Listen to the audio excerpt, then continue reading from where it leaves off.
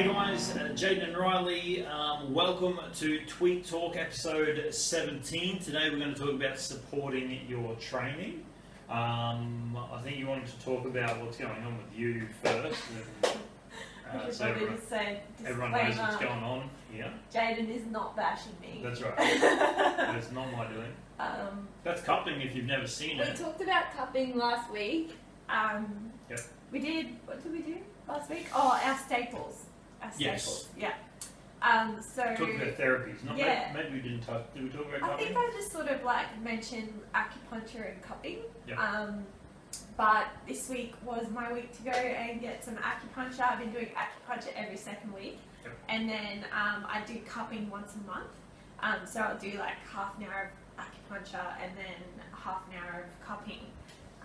Now cupping releases like pathogens, all the gunk pretty much that you hold throughout your body, and is mostly done on your back, legs. You can get it on your butt. Any muscle tightness too, you can put a cup on there. It releases inflammation and tension. And I've had a really niggly shoulder the last probably couple of weeks, I would say. And as you can see, this shoulder is just very bruised. Yeah. So it doesn't hurt when it's getting done, hey? It's a suction feeling, so if you've got some significant inflammation, like I have a pretty sore shoulder, it was quite sore when it was happening. Just a little glass cup and what, do you use put like a flame suction under or it. flame? Yeah, the flame obviously doesn't touch you, the flame just goes under it to create a sucking into the cup, and then the cup just gets placed on your back. And there's like moisturizer on your back, like a nice anti-inflammatory cream, so that she can move the cups around. Yeah. Agnes Kim up at Cassowary Coast Chiropractic, up the very top of the street. She's amazing, so go and see her. Yeah.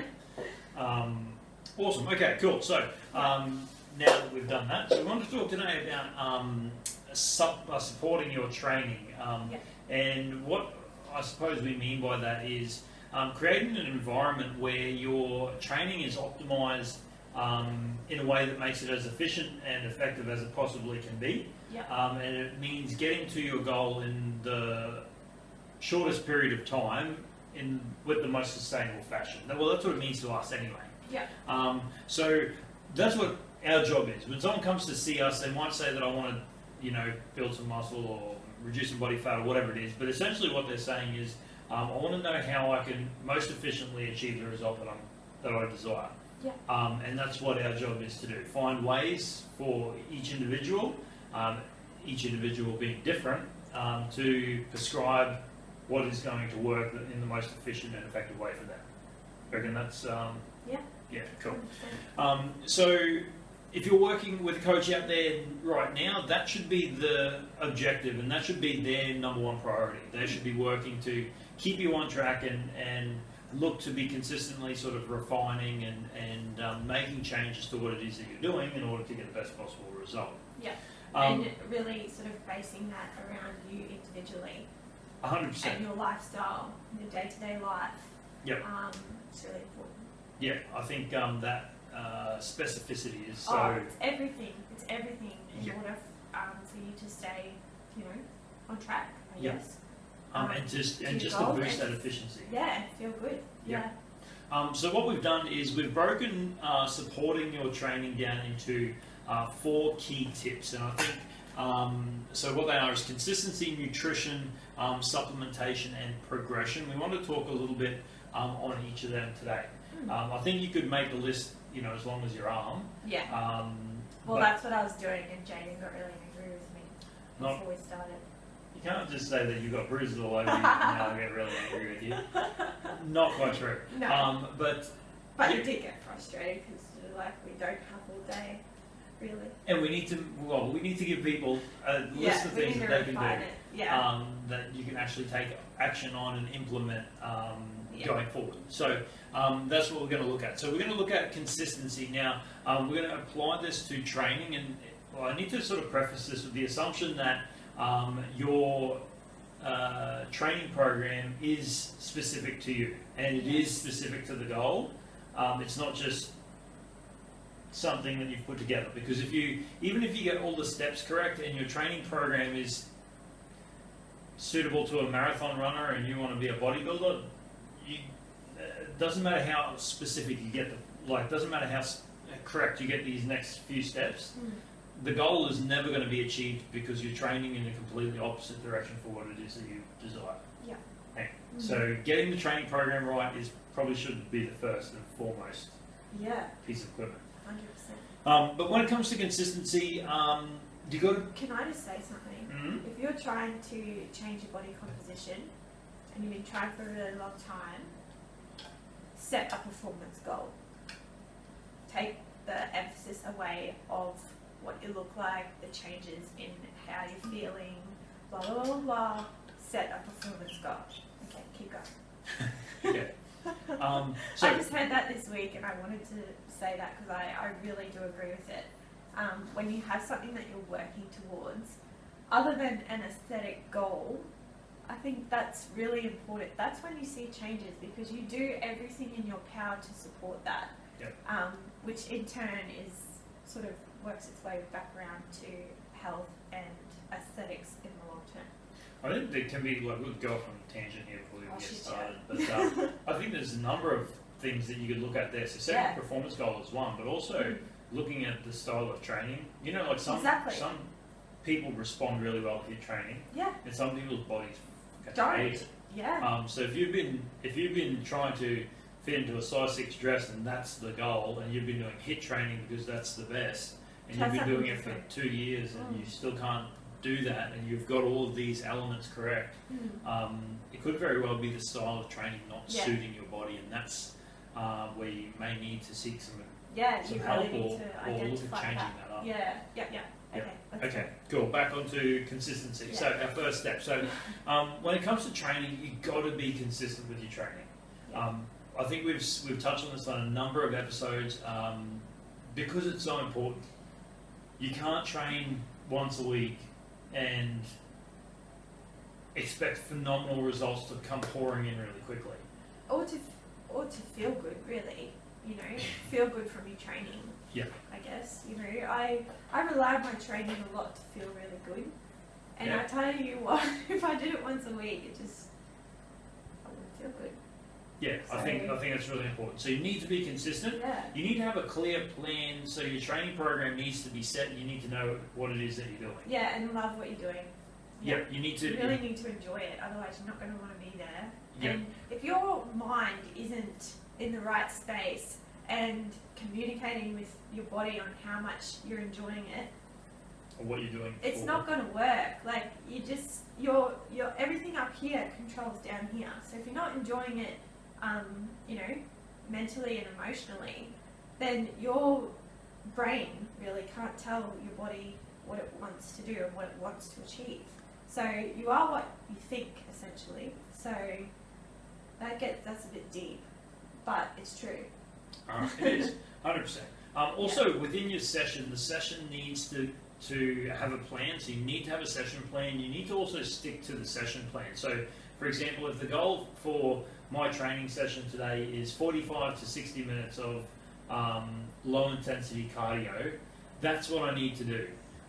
Because if you are working with a trainer, or even if you're looking back over your program, you know, in weeks or months to come, and you're trying to assess if that training program worked for you, if you come to a 45 to 60 minute low intensity cardio session and you decide to do 20 minutes worth of HIIT, it's really hard for anyone to acknowledge exactly what's going on there, and you record it as what it is, 45 to 60 minute long slow cardio or whatever. It's really hard to understand exactly what that is, and how and what sort of impact that program's had on your body, because you're not following the program. Yeah. That makes sense? Yeah. So you need to be consistent. You need to do what's on the program, so you can understand exactly what's leading to the good results or the lack thereof, if that's the case. Yeah, and if you're wanting to sort of stray off that, then that means it's not really working for you off a program. Like if you go in to do 45 to 60 minutes of low intensity cardio and you do a HIIT session, then that program is not suitable for you. Like it's not, you know. Yeah. It is in a way, but like you're not happy with it. You know what I mean?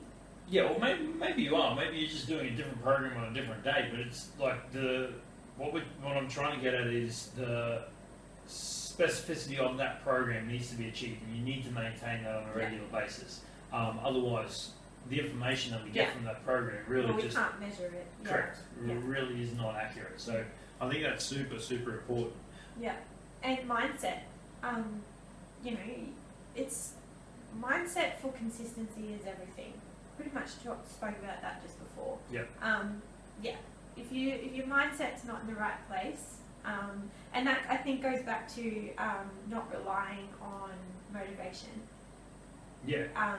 Really honing in on your discipline, making sure you're getting it done, doing it over a period of time. And if you're not enjoying it, then that means you need to change it up. Because you need to, as I said before, enjoy it emotionally and mentally. Yep. You really want it to. Yes, it's going to be challenging. Everything should be a challenge. Yeah. But the reward after it should keep you coming back. That in order will give you consistency. Yeah, I think so. And I think setting the goal properly at the start, I think, goes a long way with that. Hey, Yeah. So if the goal really doesn't mean anything to you, or you're really not that committed to the goal, consistency becomes difficult. Maintaining a positive mindset around your training also becomes difficult. So all of those things need to be in alignment, I think, before you get started, maybe even before you create a program. Yeah, it's a big circle, and then those little achievements along the way is what fuels your good mindset, and fuels your progression to keep going. So yeah. Cool. Okay, so step number 2 is nutrition. Now you guys know how much emphasis we place on good quality nutrition, not only for performance but longevity. But I think the number one thing in terms of supporting your program is that the nutrition needs to support the goal, needs to support the program. So we use the same analogy that we did earlier. If you're eating the way a marathon runner would eat, it's going to be really difficult to become a bodybuilder because it just doesn't match the goal. And I think that's really important to understand from the get-go. So if you're trying to lose body fat, you can't eat the same way that someone would to try and build muscle mass. Yeah. There has to be a different strategy in place, and that needs to be understood right from the start. Yeah. Cool. 100%. Like your training, nutrition needs to be consistent. So you can't eat really well one day and then have the next day off and do every second day of eating well, or every second meal of eating well, or keep those bad habits that may have been holding you back. Maybe it's whatever it is, it's soft drink or whatever the thing is for you. You need to look at those things and compare it to the goal and see if the goal, the training and nutrition align. And if they don't, then there needs to be some considerations and some questions there. Yeah, and essentially, like a lot of us think of nutrition as, nutrition is what's going to make me lose weight. The aesthetic thing comes back in. Yeah. But nutrition is your fuel. It fuels your workout, it fuels your day, it fuels your life. Your body, your brain. It fuels everything. So, if you're not enjoying your training, it might not be because of the training or the program itself. Yeah. It might actually be because you literally have not enough fuel in the body, or the wrong types of fuel. Yeah. And that flows over into life too, hey. So you can be argumentative, you can be sad, you can be happy, you can feel heightened levels of depression if you're prone to depression. That may not mean that you've got something psychological going on, may not mean that the world is hating on you that day. It may mean that your diet's shitty that day. Yeah. And your neurotransmitters just don't have the food to be able to function the way they should. It's funny you say that actually, because this week I'm currently doing biochemistry with uni. It's not my favourite subject, but it is very interesting. And today we actually saw how, put very simply, how a protein is actually turned into a neurotransmitter. Oh, cool. Yeah. So, like different amino acids within a protein, they come together and then they convert with another chemical to then go into a neurotransmitter, such as, adrenaline, serotonin, dopamine.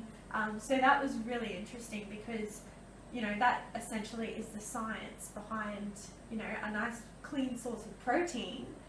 Your body will break that down and do that exact process. So if you're not getting enough protein, you literally don't have any fuel to convert your neurotransmitters in order, and then those neurotransmitters is what make you feel good, it's what make you feel happy, and then overall it controls your body composition and your life, so to speak.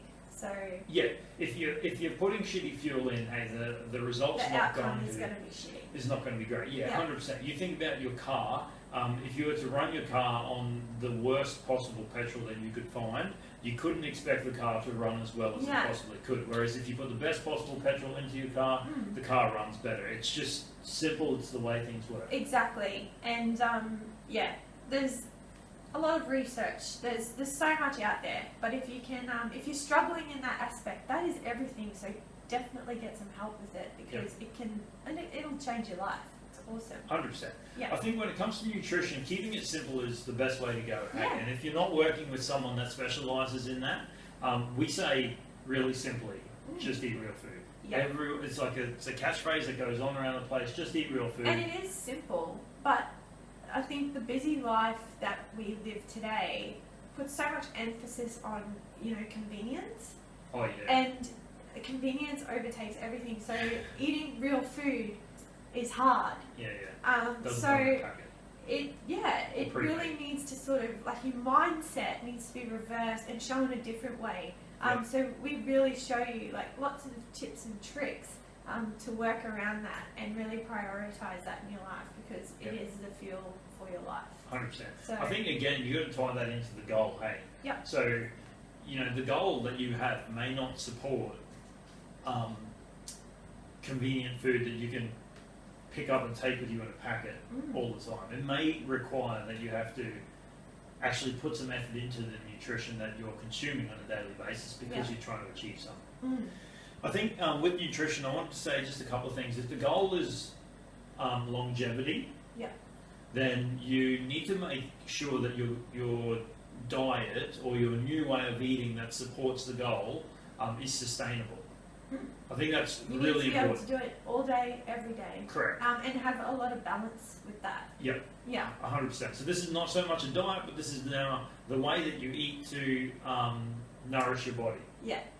If the goal is not sustainable, so for example, if you're training for a fitness competition, maybe we can do a video on this another time, but if you're training for a fitness competition, I would say that the goal is not sustainable. So the day on which an athlete steps on the stage, that's not how they walk around every day. So I would say that the goal is not sustainable. You can certainly do it, but then that's not how you stay for, you know, day in, day out. So if your goal is not sustainable, you need to have a plan in place for your nutrition post the goal. And that needs to be clear up front because what we see really commonly is that bounce back, that hard bounce back, particularly with those that are training for a competition that don't have a plan in place after.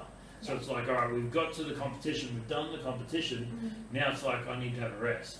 And they have a rest for 3 years. Yeah, and it's your hormone profile. You know, you do so much work to get to that point, and your body is under a lot of stress during those, you know, quite like big sort of goals. Your body does go through a fair bit of stress. And to bounce back, that's why you hear about reverse dieting after a comp, so to speak, because you know you need to slowly reverse all that work that you've put in. You need to reverse that back and let your body adapt. Because if you were to go after a fitness comp and just go ham on whatever you wanted, it can be hard. There's a lot of metabolic damage that can be done. So anyway, that's another chat for another day. Definitely. And I think, you know, working yourself to a point, as like another thing with neurotransmitters, you know, for example, I've had a couple of clients where we've done some sort of flexible clean eating, but we've got really flexible like for the first sort of 8 weeks, and then the next 8 weeks we really sort of clean things up. But over those first 8 weeks, like we've still got, you know, I've eliminated out gluten and inflammatory foods, but we've still got gluten-free breads and all that sort of stuff in there. Yeah. A few different like preservatives here and there. But in those first 8 weeks, we do a lot of hard work with, you know, eliminating refined sugars, all that sort of stuff. That changes the gut microbiome. It changes the way you think about food, and you don't crave the shit anymore. Yeah. And then within the next 8 weeks, so the next stint of coaching, we go to more of a paleo-based template where it's just real food. We've sort of eliminated like the processed, like packety sort of foods. Not eliminated, but really minimise that down to sometimes foods, and further refine what it is that you're doing. exactly. And we found that the gut microbiome isn't actually craving sugar, so you're not getting cravings. The hormonal profile settles down, and you're not constantly craving shit. Everything sort of balances out really well, and you can then sustain a really healthy way of eating, because you've eliminated, the things that make you sort of feel like crap and crave crap and, you know, do all those weird things. So, I think that's, and what you've just described there is a process, and I think that's really important for people to hear, is that there is a process to go into that, and if your goal is longevity, then taking the time to put in place a process like that is a great way to be able to do things long term. 100%. So that's something for and you have to be patient. You have to be patient. You have to really feel through all of that. And if it's something that feels really big and foreign to you, work with someone, because it can be really, really helpful navigating your way through that, because the outcome is really rewarding, and will be for the rest of your life. That's what equates to your longevity, and that's what will support your body through life. So Cool. All right, very good. So the third step is supplementation. Now I've got it at step number 3. Maybe you would say that it could come in earlier than step number 3. Would you think? Could potentially. It depends on the person. Definitely. The supplementation, I suppose, that I'm talking about here is specific to a program, and I suppose performance specific. So getting your consistency right, getting your nutrition right, and then bringing in supplementation to help boost performance and boost nutrition. And recovery. 100%. I think could be, so it's obviously really, really important, but you've got to, I think you've got to have those other steps first. I think you've got to do the crawl before you walk type thing. So the idea with supplementation is that it's exactly that. It's to supplement a good training program. It's to supplement a good nutritional program, you know, good day-to-day eating, not to form the basis of any of those things. So your training shouldn't rely on supplementation. Your day-to-day nutrition shouldn't rely on supplementation to make it better. It's to enhance the overall effect. 100%. So with supplements, I think keeping it really simple initially is the way to go. So probably the first step is your recovery. And then looking at the things that perhaps we can't get from our diet or that we struggle with. You know, like up here in North Queensland, it's 480,000 degrees outside, so maybe a magnesium is a good place to start. I'm sweating regularly now, I'm exercising on a regular basis. Can't quite replace my salts like, I didn't quite require that before I was exercising. Now I'm exercising, maybe that's something we need to look at. And modern farming practices and the way that we live our life, we just don't get those vital nutrients that we need to live, let alone recover from, you know, exercise or anything really. No, we should say not live, because you can live without supplements. 100%. But optimised. Optimised, I think that's the thing. So I think we can get by and not quite understand how bad we feel, because we get used to just, this is the way I feel, and not acknowledging or not understanding that, hey, if I add a little bit of zinc to my diet, you know, I'm going to feel way better, or whatever. If I add some more electrolytes, I'm going to feel way better, or B12, whatever like the that. thing. Whatever the thing is. But I think I think, yeah, getting the foundation of our regular exercise and regular nutrition, good quality nutrition That's number one, very much paramount. Yeah, But and then you supplement from there. Yeah. So even a lot of us don't get enough protein. Like a lot of us don't eat near enough protein as what we should be. And if you're adding exercise and or certain types of training into your week, that's a lot on the body, and your body needs those certain components to recover and build and grow. So if it's not getting that, it will deplete what you already have. So you'll be doing all of this work and really be going backwards because you don't have enough in the tank for it to recover and grow. So Okay, cool. And the very last one I had down is progression. I think in terms of supporting your program, progression is it's got to be right up there with one of the most important things. I know we've put it as the fourth step, but in terms of achieving a result, your program has to be progressive. It just has to be. Your body adapts really quite quickly. So if you're doing 10 sets of 10 kilo squats for 10 weeks, man, you're just not getting the most out of those squats.